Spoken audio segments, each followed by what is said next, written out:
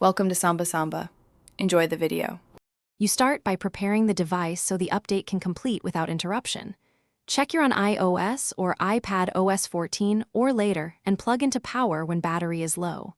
Once done, connect to Wi-Fi and open Settings. Tap your name, then Subscriptions to verify your Apple Music plan is active. This avoids payment hiccups during the update. If the system needs an OS update, go to General, then Software Update, and install it first so Apple Music updates cleanly. Now you update the Apple Music app itself through the App Store.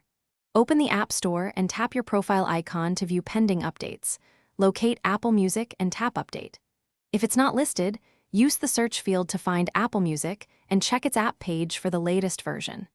Make sure Settings Right Arrow App Store allows app downloads over cellular if you're not on Wi-Fi. This ensures you get bug fixes and new features. If the update stalls, pause and retry to refresh the download. Finish by launching Apple Music and confirming you're signed in with the correct Apple ID that syncs purchases and playlists. Go to Settings Right Arrow Music and enable Sync Library if it's off, then allow time for your library to download. If tracks are missing or playback fails, restart your device first. That clears transient issues.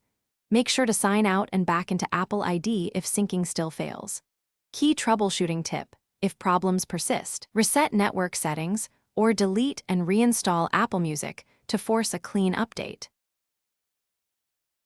Thanks for watching. Consider subscribing if we helped you.